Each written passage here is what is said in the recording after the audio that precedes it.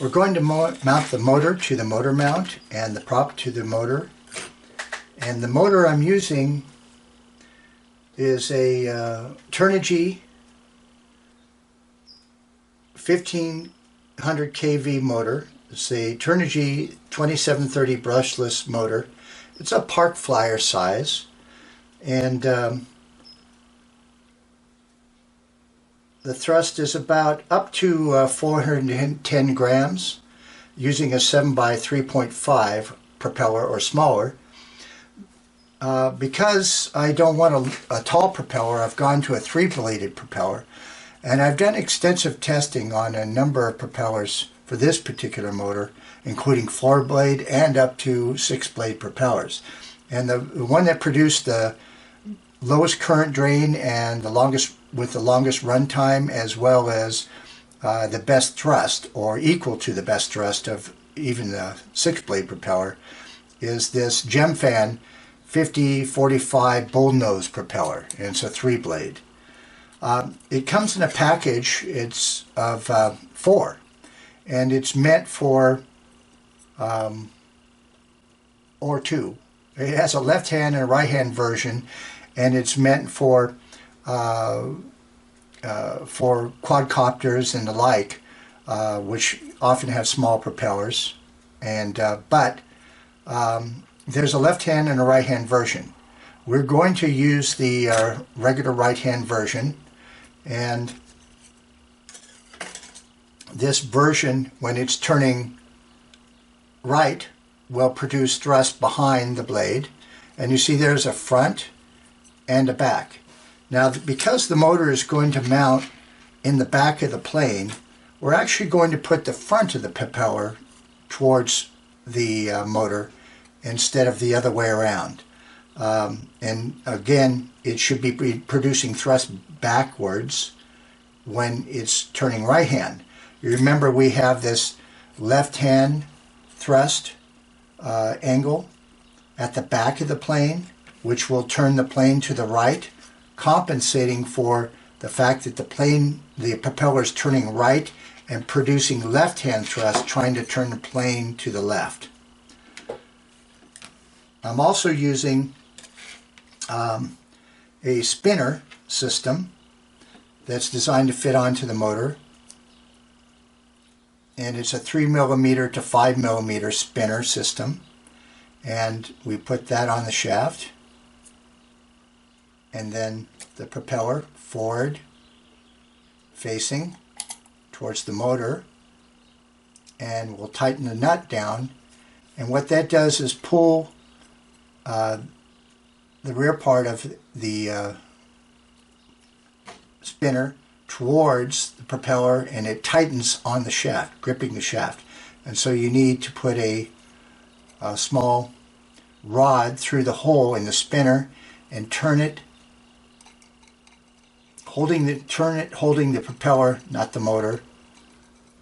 Turn it down tight, and you'll see it grips the shaft firmly.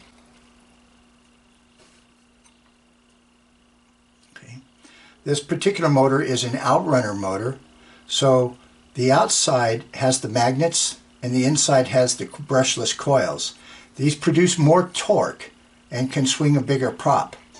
That's why we've gone to a 3-blade, because this is only a 5-inch diameter prop, and we can swing more blades with the torque of this motor. Now, the motor itself has about a 1-inch mounting circumference, or 25mm mounting circumference, and that's what this motor mount is set up for. Instead of using wood screws to screw into the motor mount, I'm using through bolts or screws to mount it, because it's very difficult to get at an angle here and screw wood screws in, unless you take this motor apart and then screw the base in first and then attach this. But instead of taking it apart, I'm just going to use bolts. So I'm going to put my first bolt through, and you can reverse that if you like, but again, it's easier to get the screwdriver in the back. So we'll start one. And you notice also I have my outputs, my 3-wire outputs towards the bottom. Okay, they're actually going to go forward and connect up to the wiring in the forward part of the motor mount. But we're putting it down close to the vertical, which creates some drag and airflow so that we don't have two spots with additional airflow turbulence, just the one along here, along this vertical. So we're going to put the screws through and put the washers on, and these are small lock washers for 2mm, and then we have a 2mm nut that we're going to put on and start finger tight, and then the second screw through,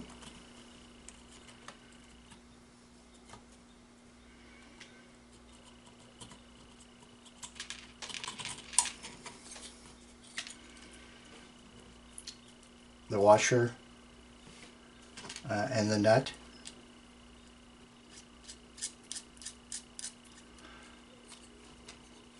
and the third. It's going to be helpful to use a Phillips screwdriver to get this through.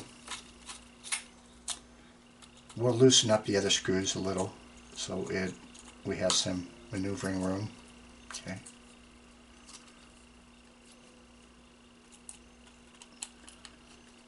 The spacing on this seems to be 25mm, and the motor seems to be more like an inch, and so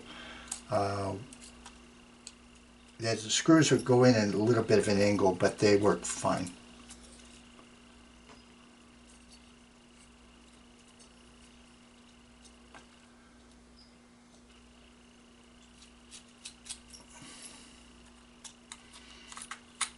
Okay, and then the last one.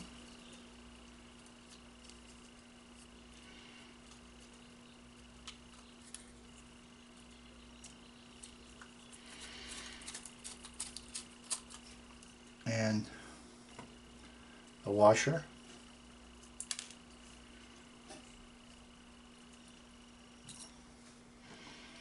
and the nut,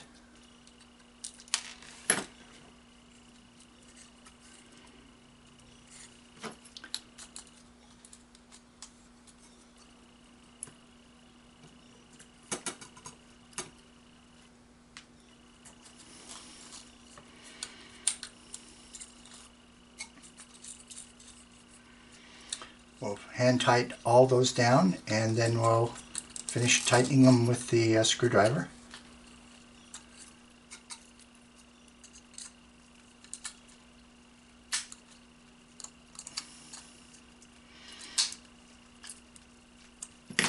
And our motor mount's complete. These wires are going to go forward and go through the wing and attach to the ESC through the forward part of the wing. So if we like, we can take a tie wrap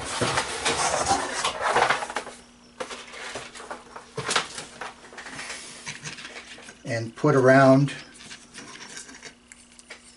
the wires and the vertical part of the motor mount and pull that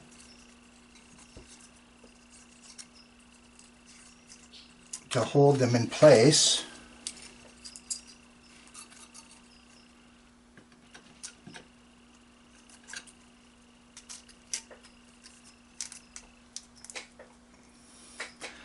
There, we're just holding them in place so that the wires don't move around, because these wires can break off from the motor, and then you have a motor failure or even a short.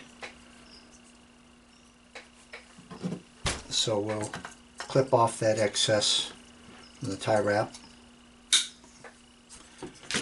and our motor mount is now ready to go.